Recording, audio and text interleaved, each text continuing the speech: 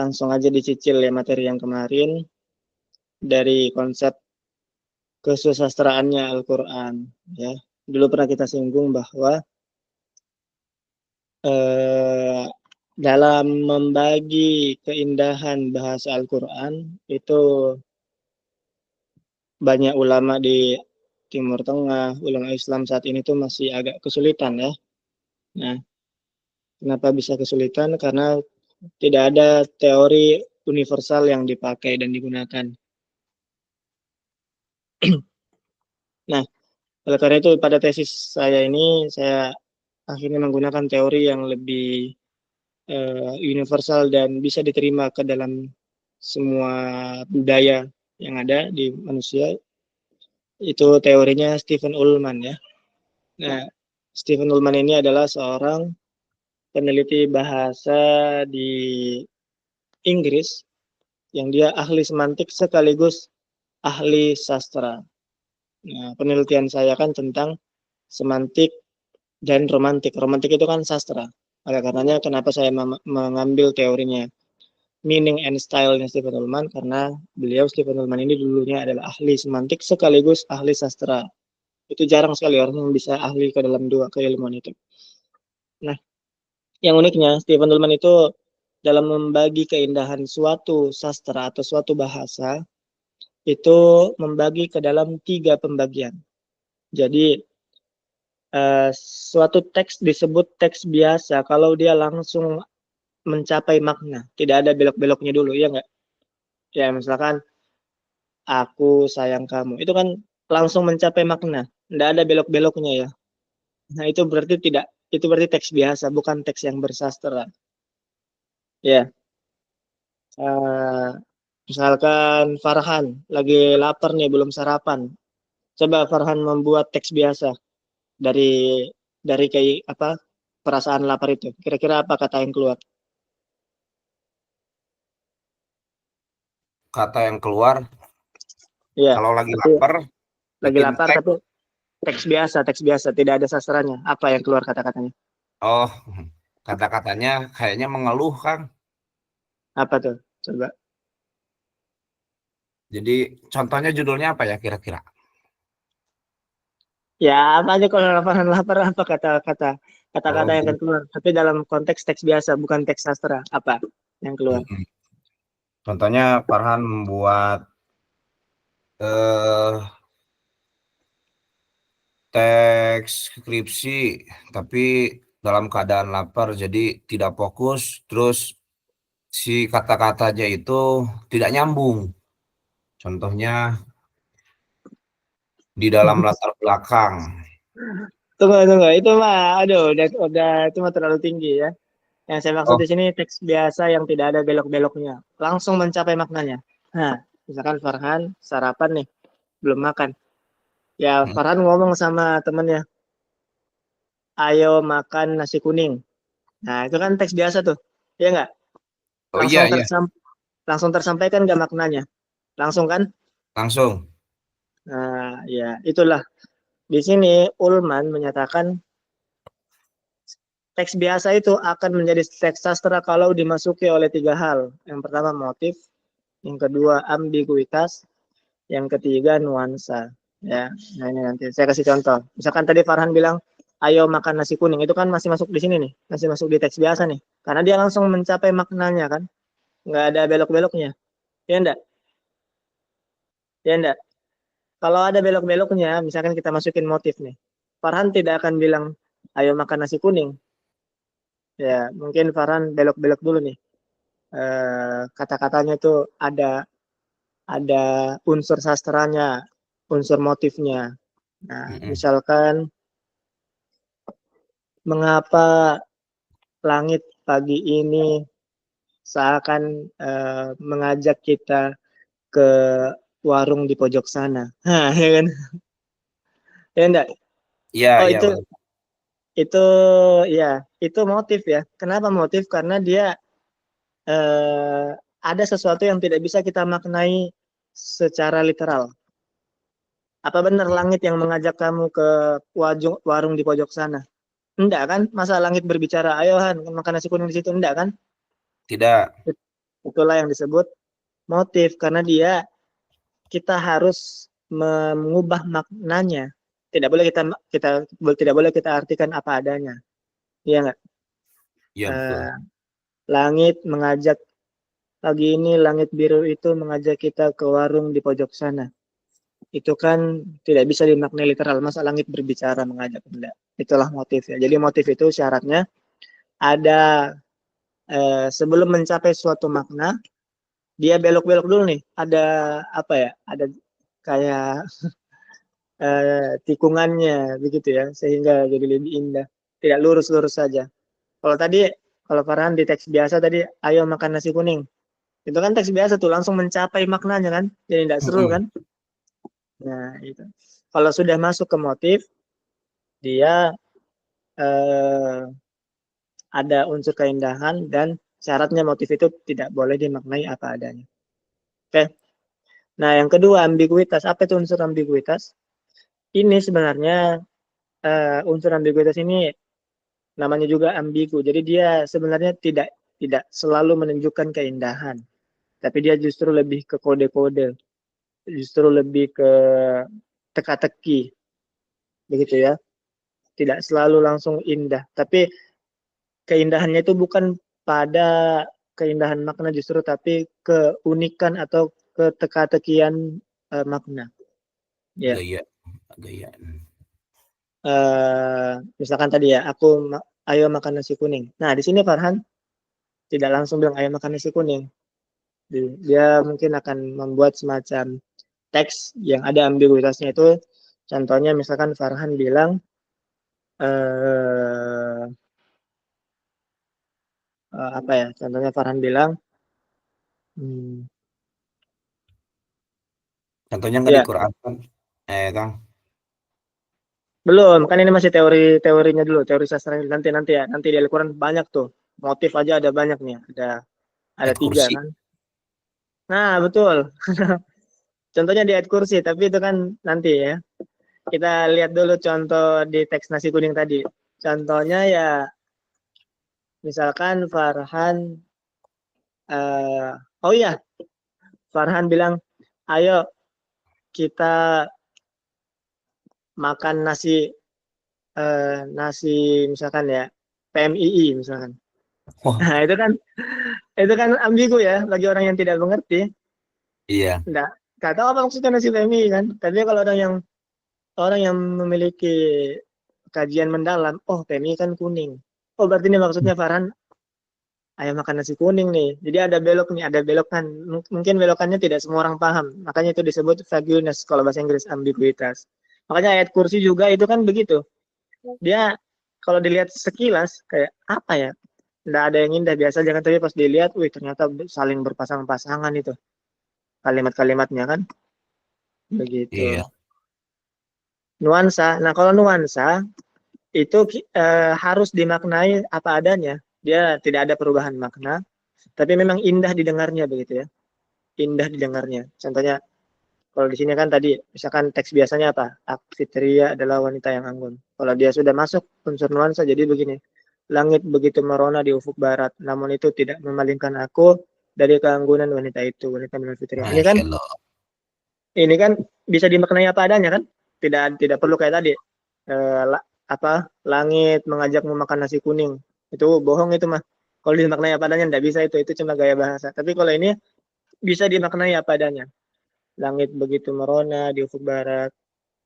Nah, pokoknya semua yang indah bahasanya, lalu maknanya bisa dimaknai apa adanya, itu berarti nuansa. Ya, contohnya puisi. Di Al-Quran banyak sekali nih mah nuansa ya.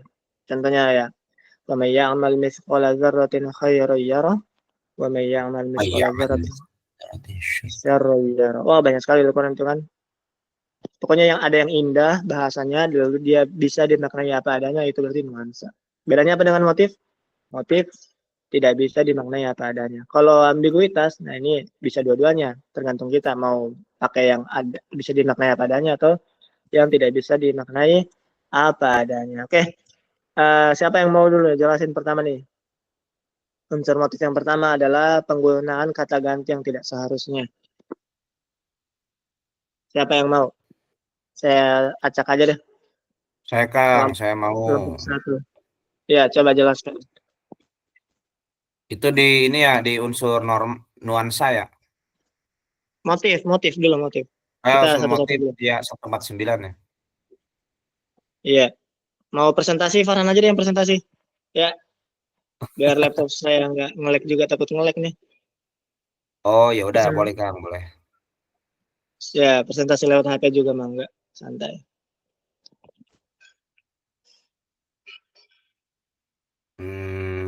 Mana ini ya?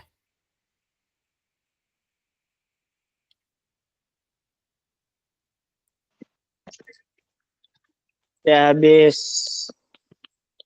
habis penggunaan kata ganti, itu kan banyak sekali tuh di Al-Quran tuh penggunaan kata ganti yang tidak seharusnya ya. Tuh, wah, luar biasa tuh.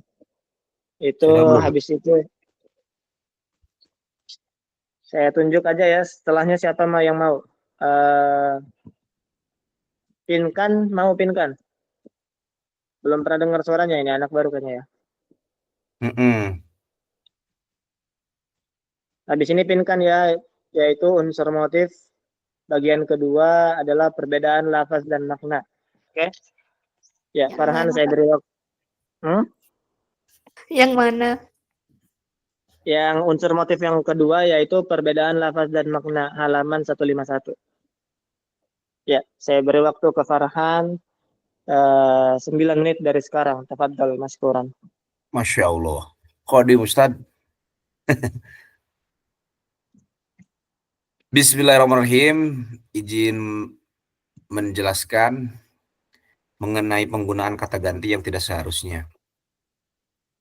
Merujuk kepada buku tesis yang ditulis oleh Ustadz kita, Al-Ustadz Mufti Abu Qori, mudah-mudahan beliau selalu dalam lindungan Allah dan juga lancar selalu urusannya. Di sini ada beberapa contoh motif yang dapat ditemukan dalam Al-Quran ya.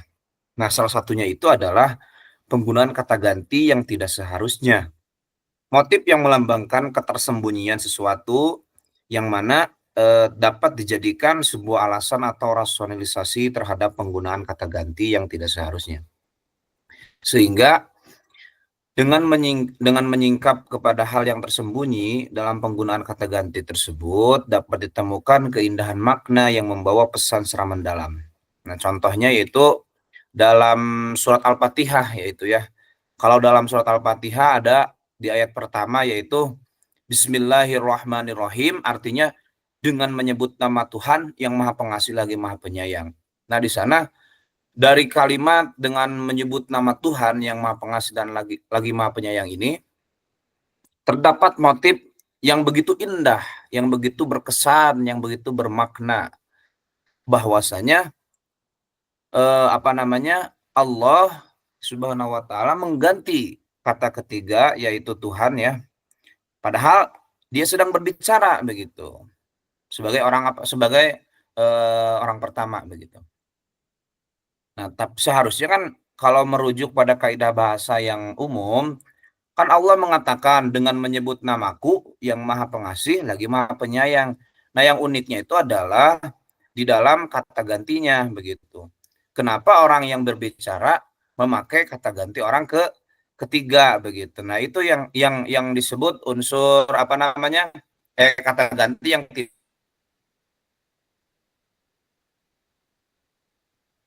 tidak seharusnya kata ganti yang tidak seharusnya ya gitu, kata ganti yang tidak seharusnya. Jadi dengan menyebut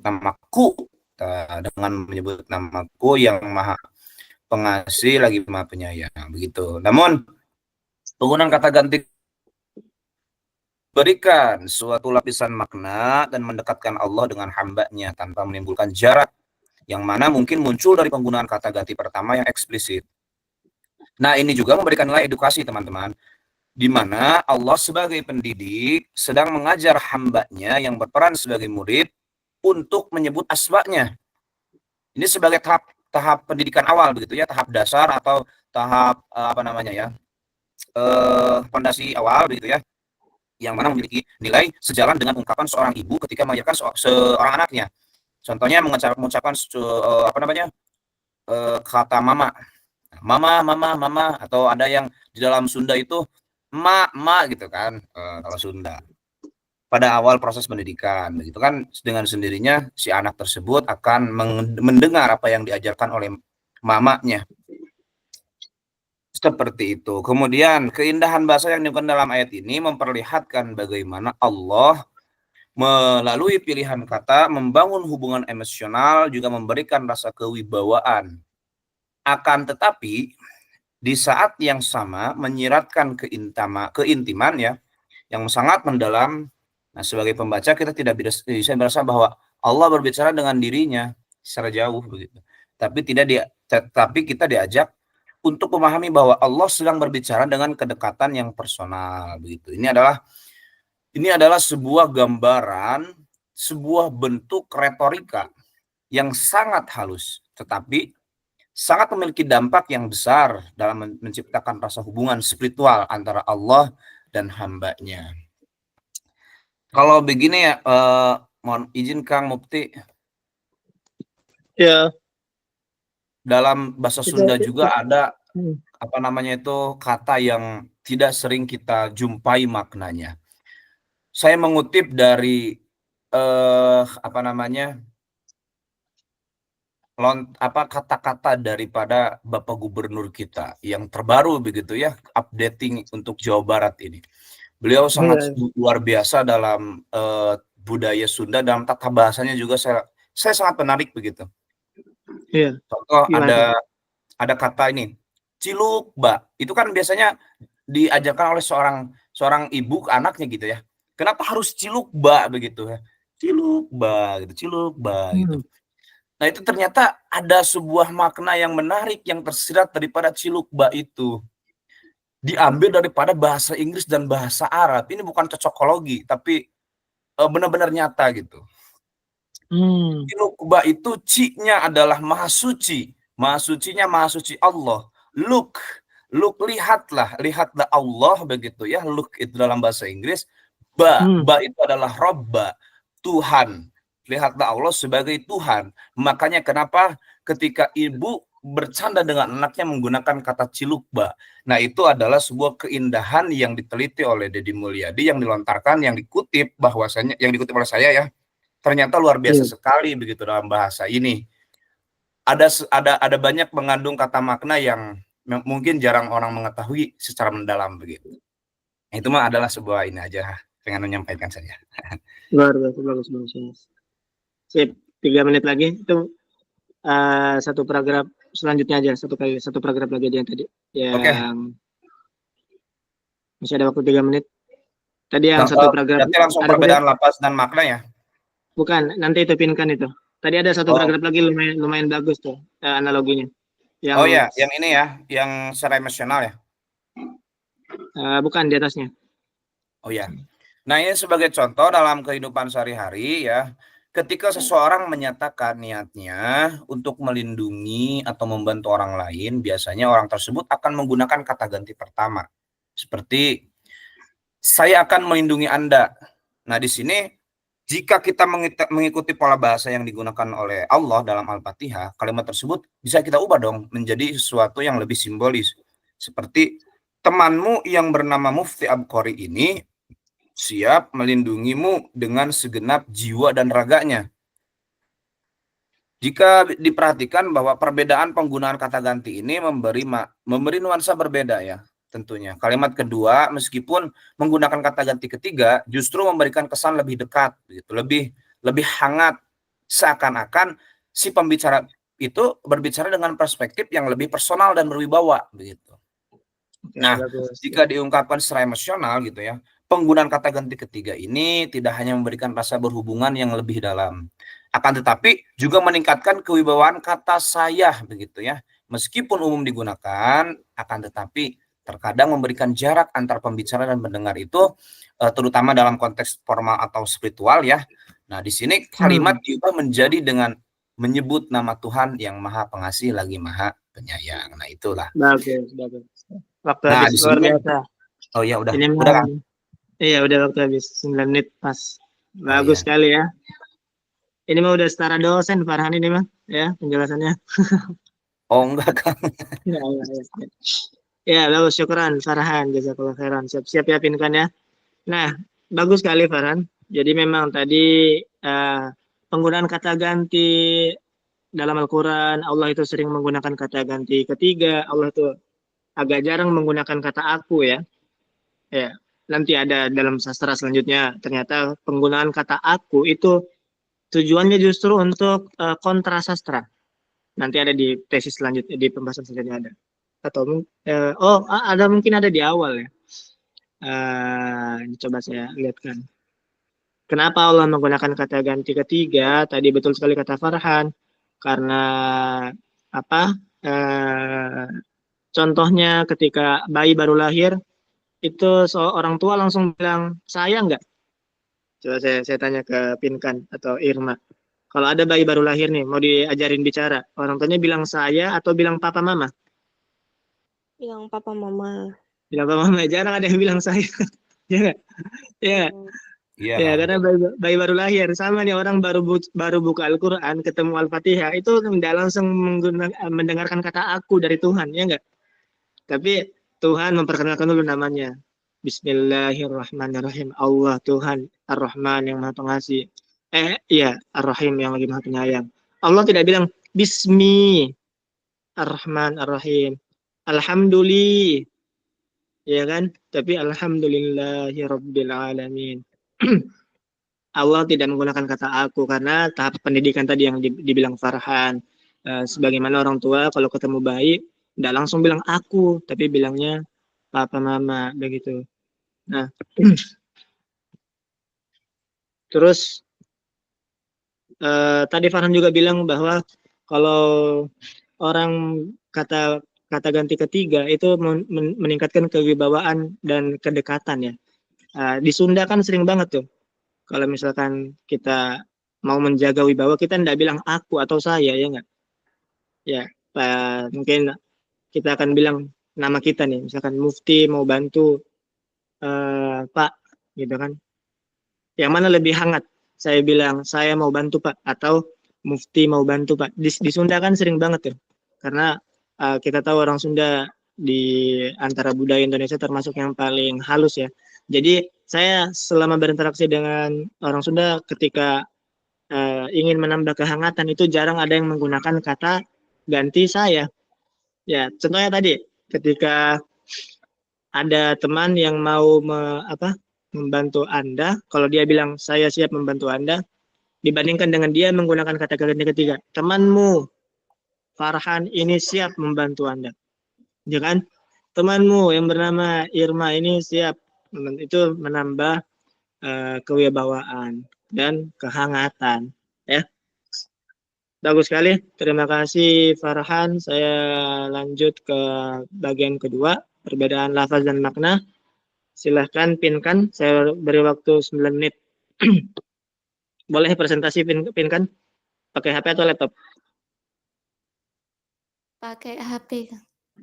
Boleh, boleh. Silahkan.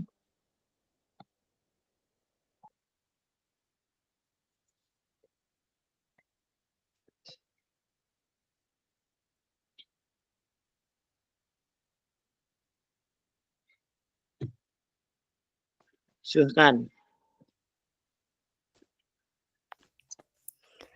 Yang kedua itu ada perbedaan lafaz dan makna. Nah, contoh motif selanjutnya dapat dilihat dari semantik kalimat Al-Quran atau biasa kita pahami sebagai perbedaan antara lafaz dan makna dalam Al-Quran. Sebagai contoh, ada dalam surat Al-Ankabut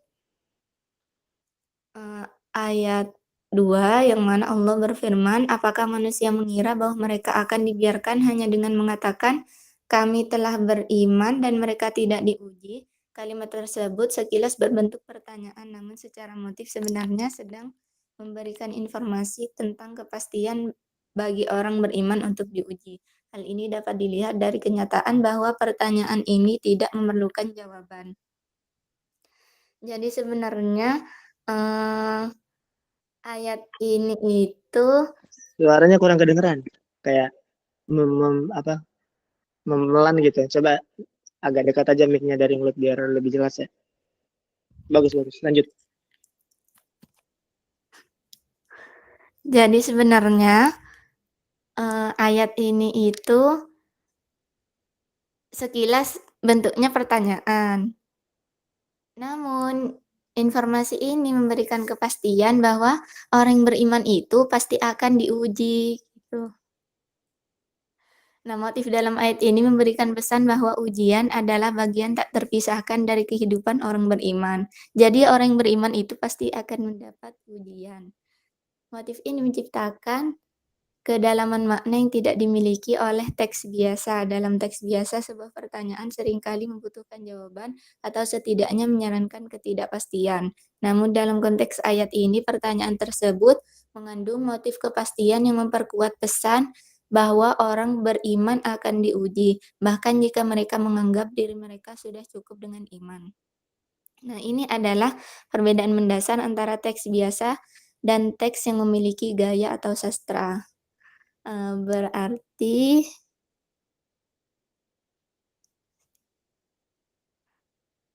teks ini dalam bentuk gaya sastra gitu ya, Kang?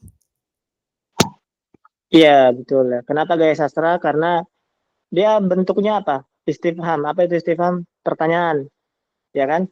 Iya. Tapi ternyata dia nggak bertanya itu, memberikan informasi.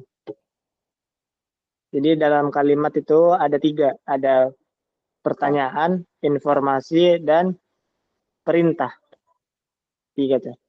Ada yang bentuknya pertanyaan tapi justru memberikan informasi, bukan bertanya. Iya nggak?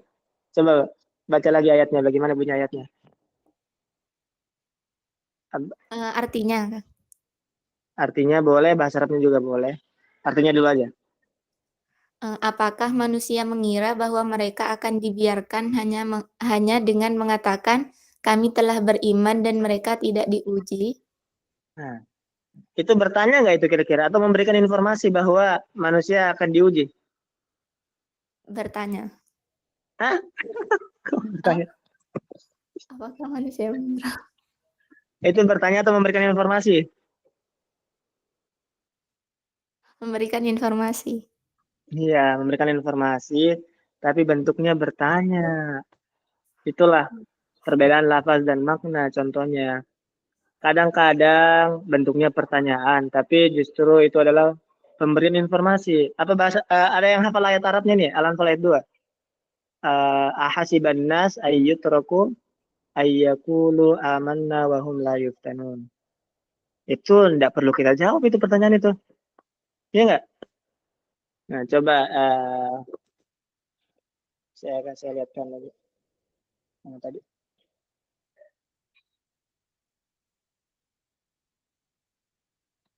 Saya presentasi dulu ya.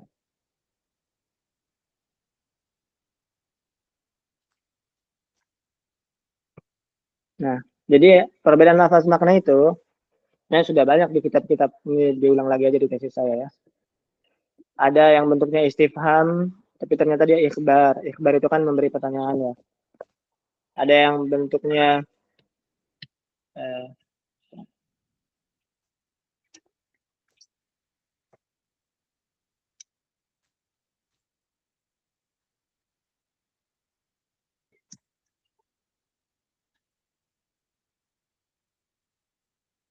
nah ini kalau pertanyaan itu kan interrogatif ya. Kalau memberikan informasi informatif. Kalau ada imperatif, imperatif itu perintah. Ini saya kasih contoh.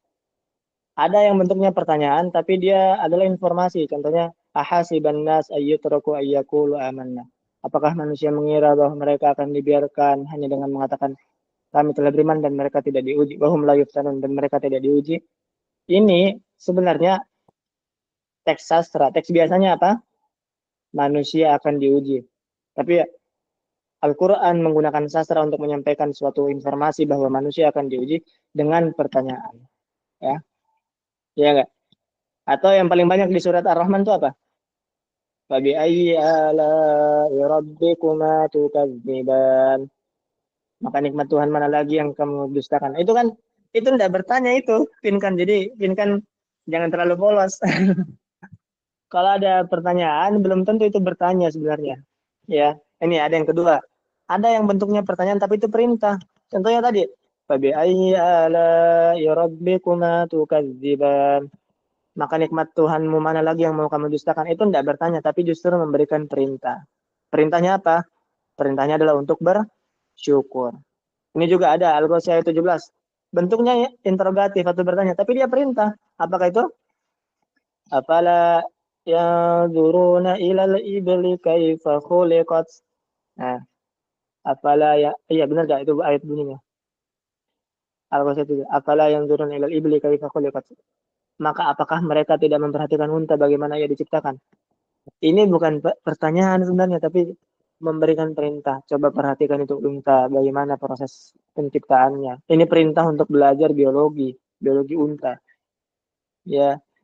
Kedua ada juga yang bentuknya itu ikhbari, tapi dia adalah insya'i atau perintah. Ya. Contohnya alhamdulillahi rabbil alamin. Ini kan informasi bentuknya. Tapi ini justru perintah. Bersyukurlah engkau kepada Allah. Ada yang bentuknya perintah tapi dia bukan perintah sebenarnya. Tapi adalah informasi. Al-Mursalat ayat 29 bagaimana bunyinya? Al-Mursalat ayat 29.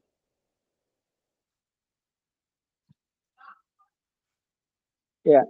Intaliqu ila ma kuntum bihi tukadzibun.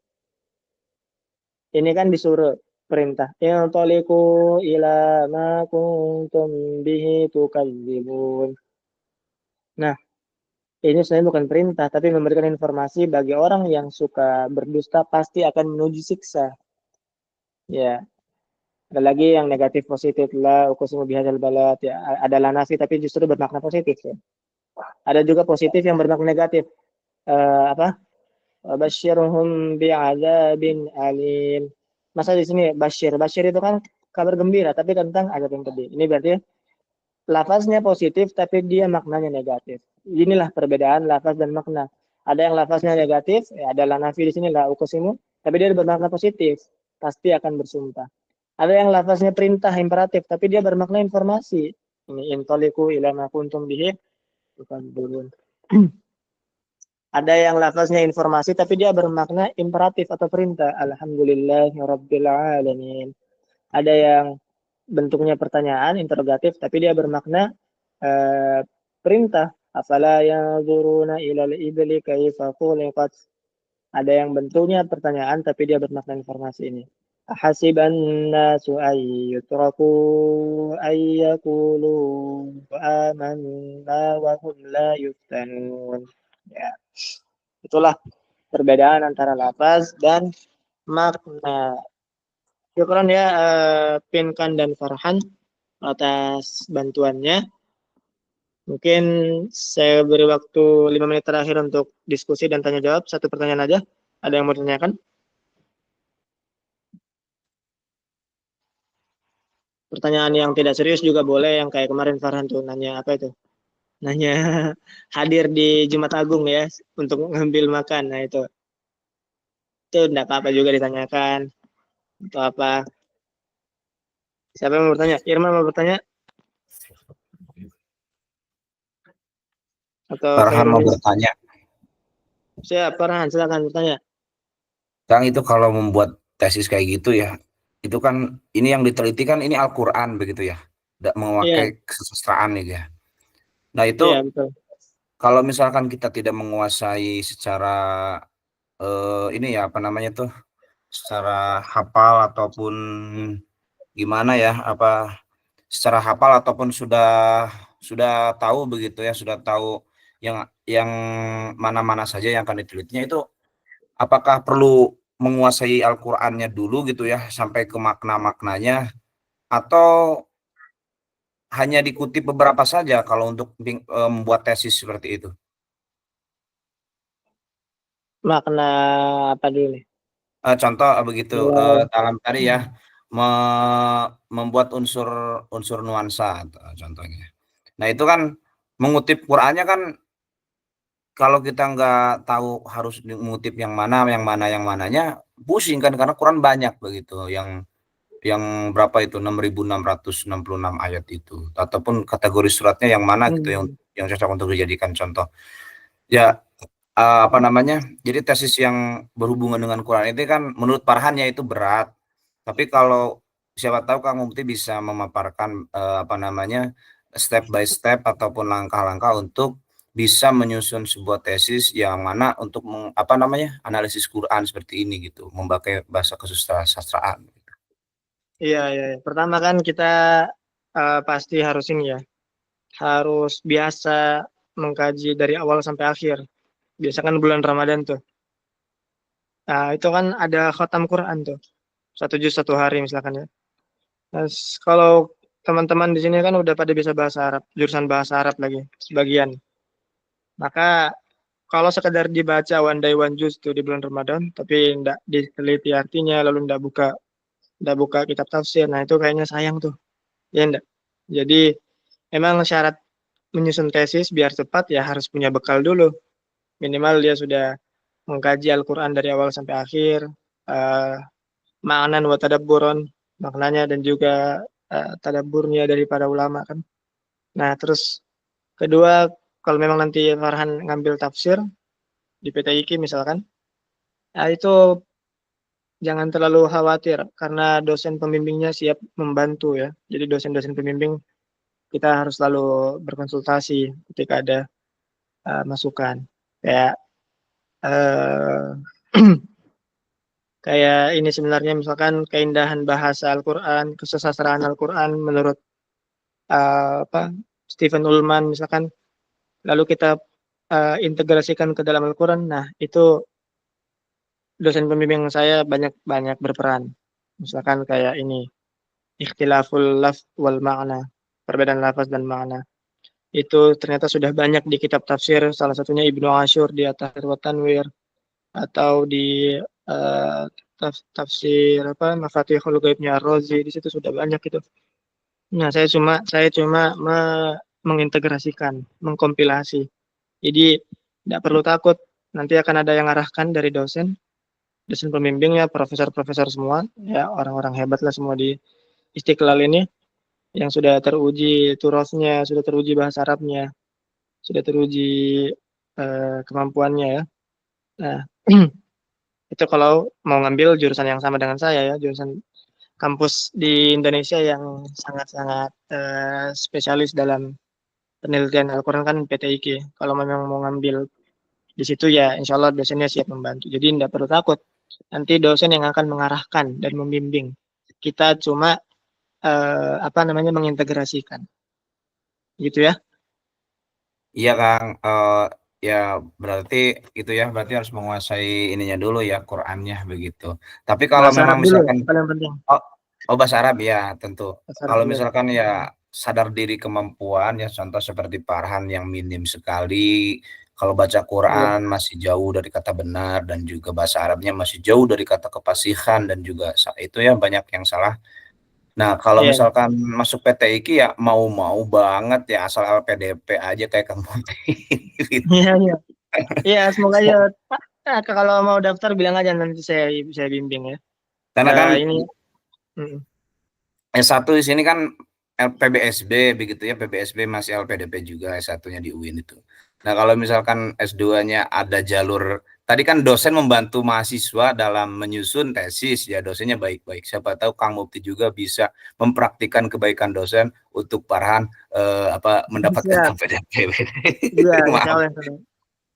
Saya udah berapa orang nih saya bantu dari jurusan dari UIN Bandung yang daftar ke LPDP. Alhamdulillah udah ada 2 orang yang lolos. Terus sekarang 1 lagi proses. Anaknya Pak Aep, tahu Pak Aep kan mantan ketua prodi Tahu PBA? Pak Aep Saifur Rahman ya, Dokter Iya, Aep Saifur Rahman. anak Pak beliau Kajur sekarang dulu. daftar LPDP PKUMI lagi proses pendaftaran, udah lolos, tinggal wawancara. Sama kayak saya juga. LPDP-nya yang BIB kan atau yang PBSB ya? Oh, kalau ini mah LPDP khusus PKUMI namanya. Program Oh, Kader Ulama Masjid bukan Istiqlal. melewati Kemenag ya? Enggak melewati Kemenag ya?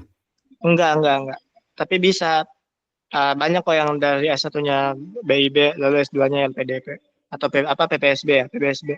Banyak. Itu ada jaminan nggak Kang ya? Maksudnya tuh untuk lolos di S2-nya juga begitu. Maksudnya tuh bukan ada jaminan apa? Adalah sedikit perbedaan daripada yang tidak Ada. mendaftar. Oh, ada. Ada perbedaan karena pas wawancara itu track record S1-nya di mana, apa beasiswa sebelumnya apa itu ditanya banget. Jadi WA aja ya Farhannya. Kalau udah lulus terus mau lanjut S2 di sini, nanti saya bantu insya Allah. Waduh, siap sekali. Terima kasih Kang Mufti. Ya, ya. Alhamdulillah. Semester berapa emang? Semester 8 yang di bahasa Oh, Arab. dikit lagi. Nah, kalau double yang degree. ngambil 2 Kang, begitu di ilmu politik juga 1 lagi masih semester 4. Jadi double degree. Bagus itu, bagus. Jadi ulama yang umaro nanti kalau udah paham politik. Oke, udah jam 6 ya. Siap-siap kuliah. Iya, ada kuliah ngajar. Siap, terima kasih semuanya. Semoga sehat-sehat selalu. Kita tutup dengan Robin Fana lalu doa kafatul majelis. Oh, enggak di absen, Kang? Oh iya, nanti aja sama Irma setelah kafaratul majelis ya. Rabbi fana bima 'allamtana Rabbi 'allimna alladhi yanfa'una Rabbi faqihna wa faqih ahlana wa qarabati lana fi din tawassalna bita'alumi tawassalna bita'limi tarzuqana al-wasi'ah wa antarzuqa amanan. Subhanallah wa bihamdika asyhadu an la ilaha illa anta astaghfiruka wa atubu ilaik. Terima kasih. Mohon di absen setelah ini Irma. Assalamualaikum warahmatullahi wabarakatuh. Izin saya meninggalkan room ya. Warahmatullahi wabarakatuh. Atur nuhun, terima kasih banyak Ustaz Mufti. Barakallah. Izin left dulu ya. Ya, syukran.